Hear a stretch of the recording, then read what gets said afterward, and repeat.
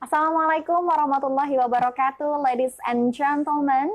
What a beautiful day it is. And how are you? I'm Zoma. Today I'm very happy and so excited to meet you again to this program. And welcome back to Islamic Treasure in Frame of JIC. This program is presented by Jakarta Islamic Center. So, Miss Me and responses from you, and we would like to say thank you so much for your attention, for your appreciation to stay tuned with us every Tuesday at 9 a.m. only on Radio JIC 107.7 FM, Facebook Live Radio JIC, web streaming www.islamicstripcenter.org.id, and YouTube channel JIC TV. So when you play this video and you want to turn on the and Indonesia could fight this pandemic COVID-19.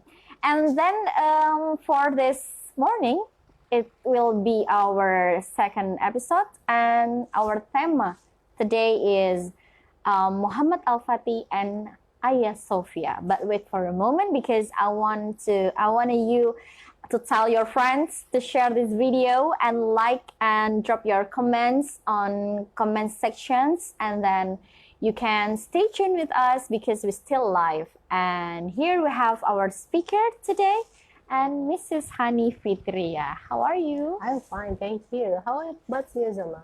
I'm very well, thank you. Okay, you look pretty today. And so you do. Thank you. And today, our second episode of Islamic Treasure in Frame of JIC, and it will be Muhammad Al-Fatih. Muhammad Al-Fatih.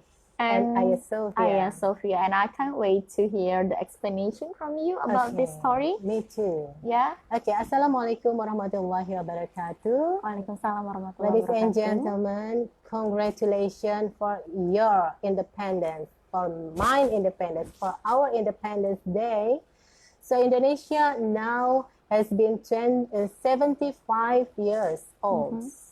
Alhamdulillah. Alhamdulillah. Alamin. So, Zoma, next day, maybe upcoming, it's about on Thursday, we will welcome and celebrate Islamic New Year. Oh yeah. So today, Jakarta Islamic Center present a special topic, Muhammad Al-Fatih and Ayah Sophia. Yeah. Can I begin? Yeah, sure. Okay. Bismillahirrahmanirrahim. The Mehmed II was an Ottoman, a sultan, was a conqueror, as commonly known as Muhammad al-Fatih. He was conquered Constantinople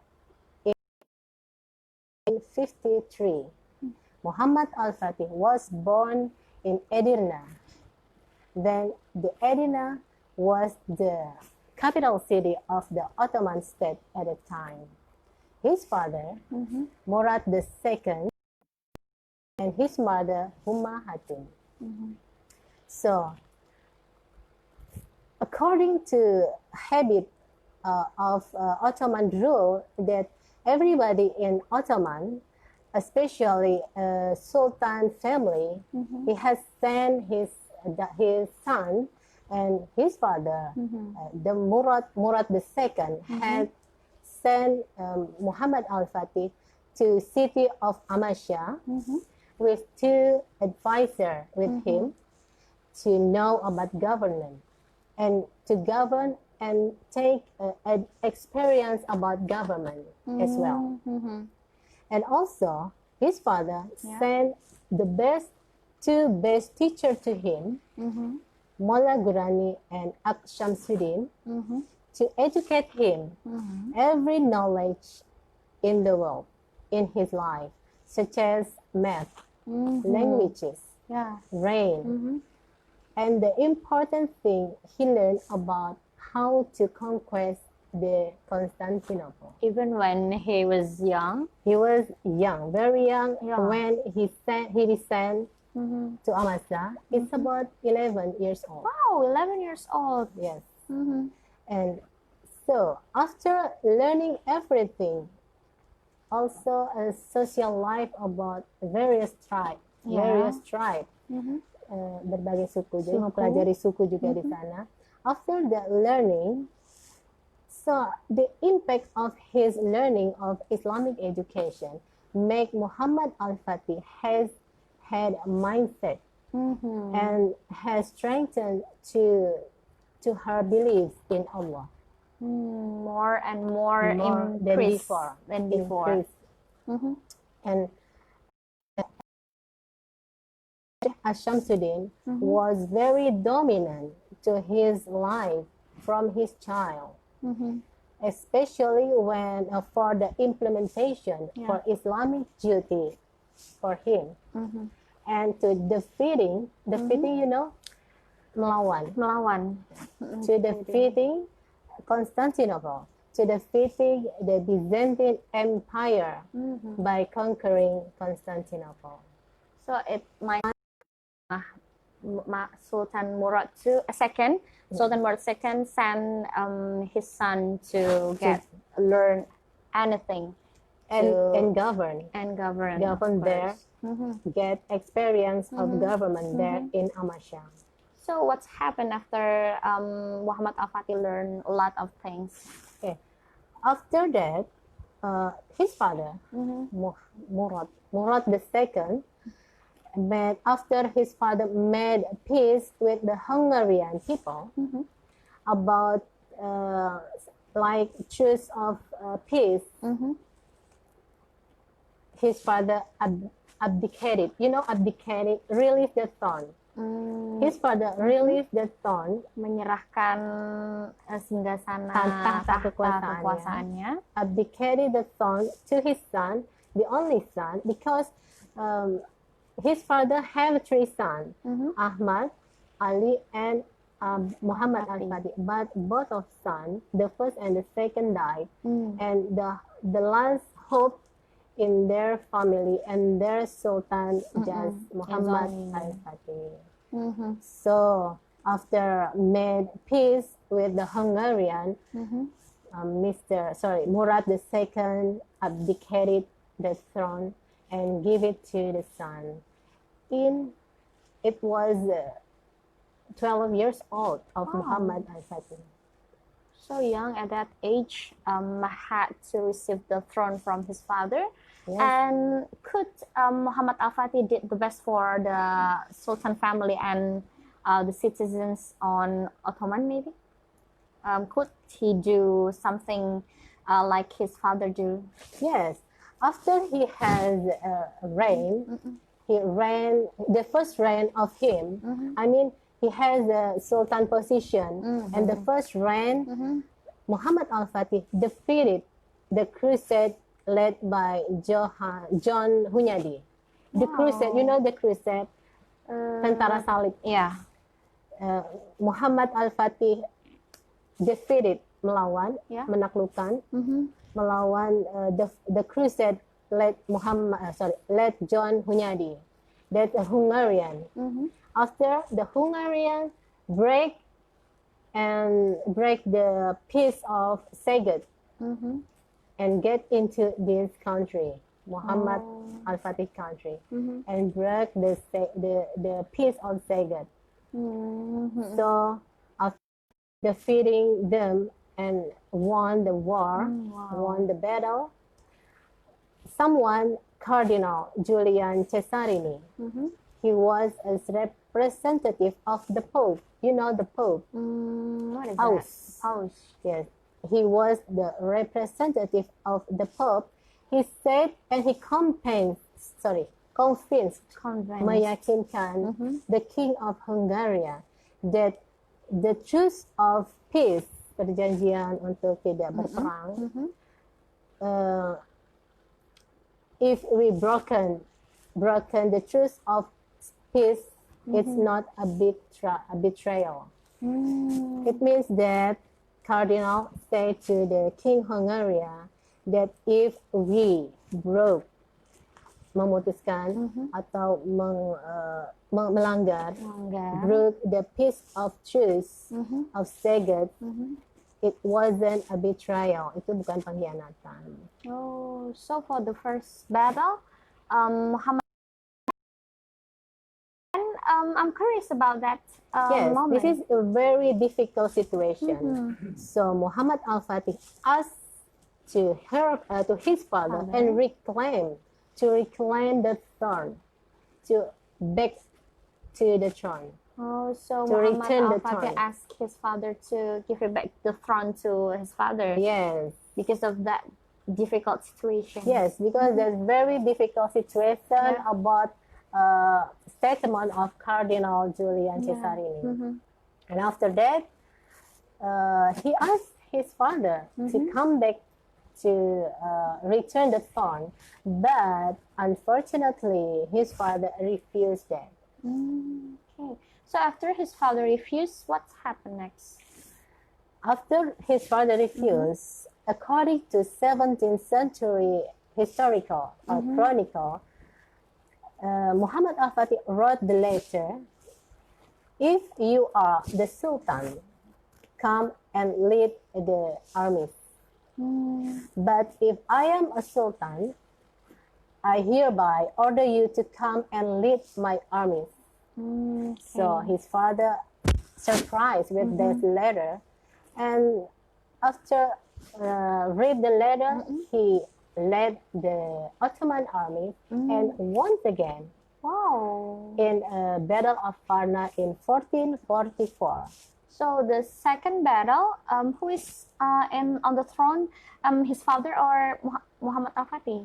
The second battle? Second battle, back to father. his father. Yes, okay. because the situation is very difficult at that time. And Muhammad al-Fatih think it's not good for him to lead the army. So he asked his father to lead it. And he won again in Battle of Varna in 1444. Wow. So after that, is his father stay to be Sultan or move it again to Muhammad al-Fatih? Yes. After the battle, his father, who forced dipaksa, who forced by Halil Pasha, he was prime minister, the great prime minister at that time, and is very important in the reign of father and in the reign of Muhammad al-Fatih. So Halil Pasha asked his father, Muhammad al-Fatih's father, to return the throne. Halil Pasha did because Muhammad Fatih very close with Aksam Sudin. Oh, okay. Very close, and his teacher. Yes, his teacher. Because Al-Samsuddin was a rival to him. Oh, wow. Yes, there's politics here. Politics here. Yes. And after that, the Murad II, his father, returned the throne, and also Muhammad al-Fatih retain. Retain, it means bertahan dengan statusnya. Retain his status as a sultan, but he just governed as a governor in Manisa. Okay, Manisa is one of the for Ottoman. Yes. So Muhammad al-Fatih became a leader of Manisa. Then the father still the big sultan and Ottoman. Yes. Okay, so what's happened next? After that, Murad II died. And not long time ago, maybe 2 years after he returned the throne, and after he died, so Muhammad al-Fatih became a sultan for a second time. Yeah, because he's the only one that sultans has a child. Yes, that's unique history because it's up and down, and down. It's also maybe next story about Ayasofya. Yeah, return and retain again. Yes, of course. And after that, after Murad II, his father died, so he became a sultan, a great sultan at Ottoman. So he was devoted. Muhammad Al-Fatih devoted himself, setia, menyerahkan dirinya, bersungguh-sungguh, devoted himself the Ottoman. Oh, so he led the whole Ottoman by Yes. himself. Yes. He prepared everything for an attack at Constantinople. Wow, so that's the preparation and the beginning plan to attack the Constantinople. He was very preparing about that of Constantinople because he learned before about how to conquer the Is that because of Samsudin? Sorry, my mistake. So he built a fortress like Benteng.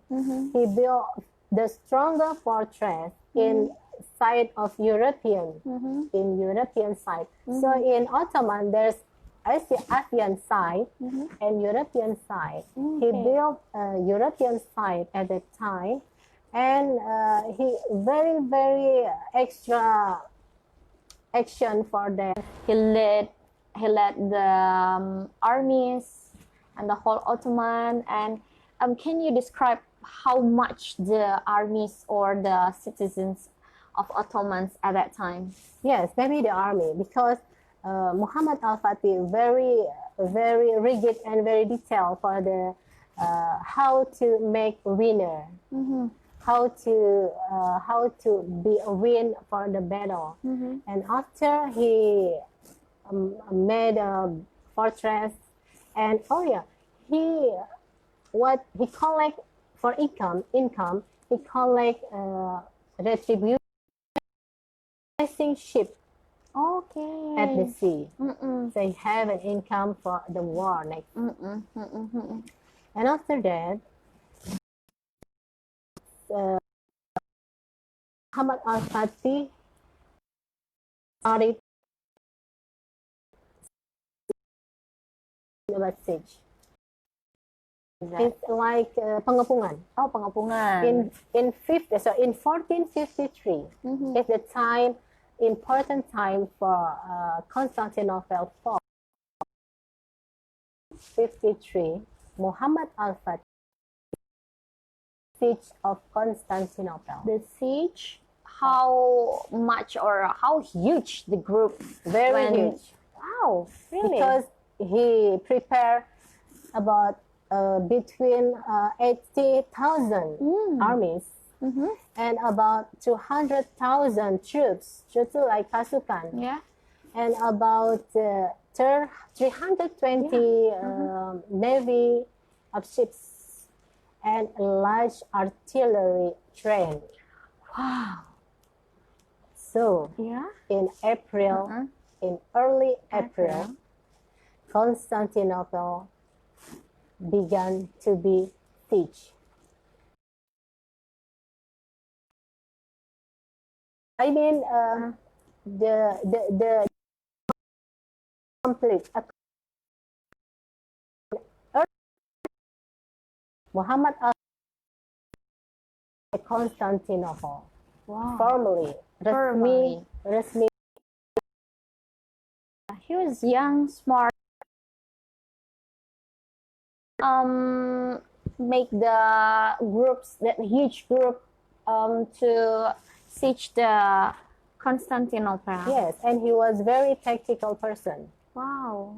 And in 57 days siege, after siege, about 57 days siege, Constantinople fell.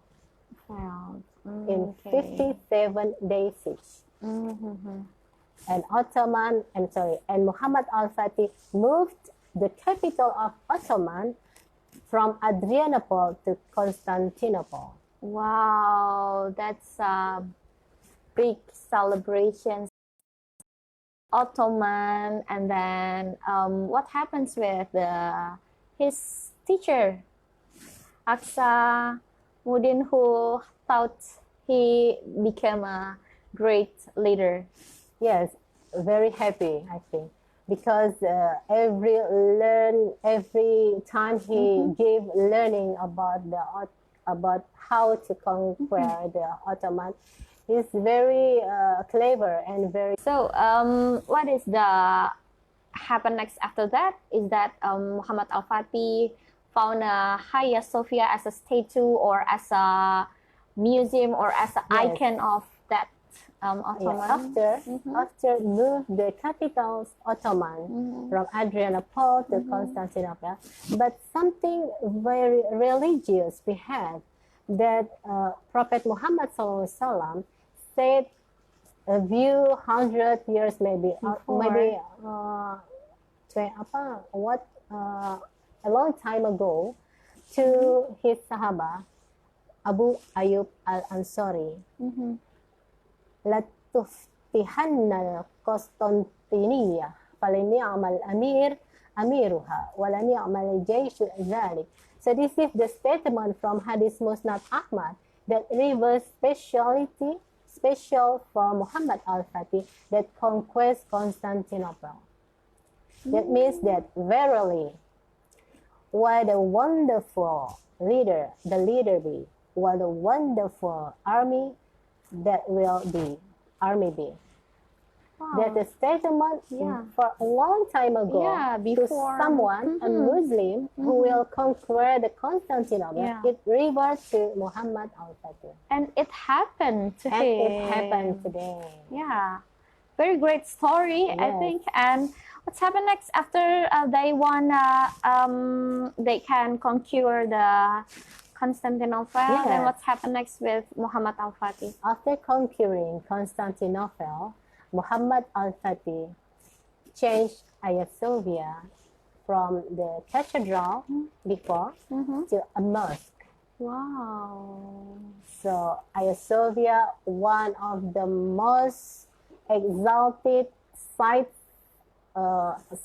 Christian and Muslim worship at there. And then sit Christian. So Christian and Muslim pray there.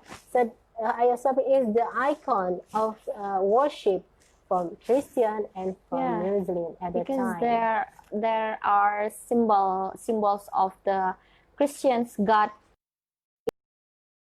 Quran ayat Al-Quran. Okay. But after conquesting the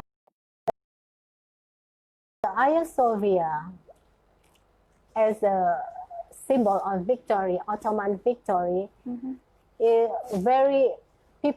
Muslim pray there for 100 years.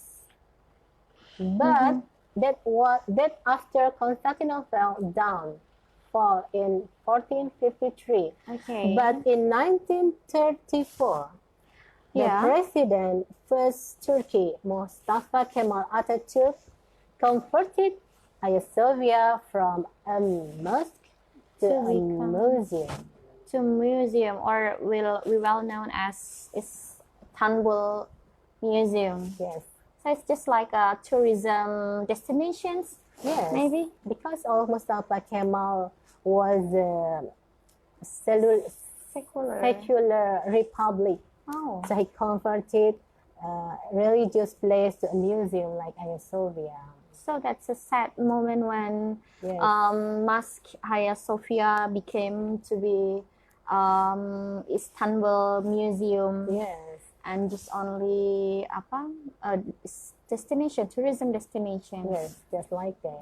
It's not a big deal for a Muslim at that time. But nowadays, President Turkey President Recep Tayyip Erdogan. Am I right? Recep Tayyip Erdogan has declared from his public address that say that the Council of the State the Council of the State of Turkey this time cancelled the 1934 the decision that decreed the cabinet decree that belongs to Mustafa Kemal era. So Erdogan canceled that statement, that decree, and make Hagia Sophia will be reopened for Muslim worship. Alhamdulillah. So, Hagia Sophia was holding the first Jumu'ah.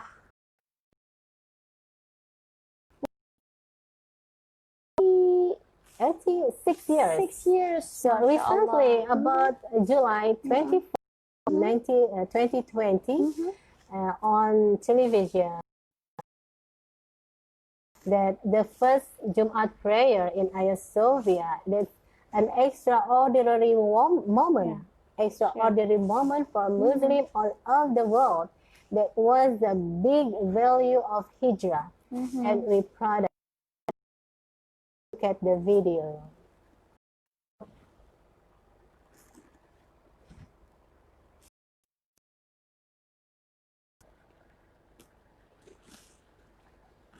So this news became a trend. Yeah, every day. Every day and everywhere in the world. Even in Indonesia. It's a touching moment when Very much. everyone who Sophia crying, very happy. This moment, the Erdogan, president of Turkey, reciting Quran, Surah Al-Fatihah and Surah Al-Baqarah, verse 1 to 5.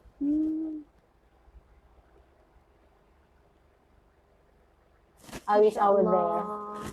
I mean, inshallah, one day. I wish I was there at that time. Oh, At the first reopen Hagia Sophia.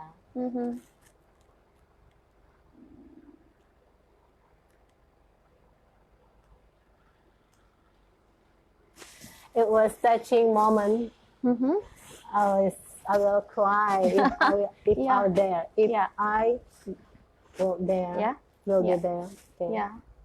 And Erdogan will be a very best president because of the decisions of the council, and Turkey came through for the Muslims to reopen again the Hagia Sophia before Istanbul Museum to become a mosque of Hagia Sophia, and it's one of the famous mosque in Turkey. When I've never been there, but I wish I can go there to Turkey.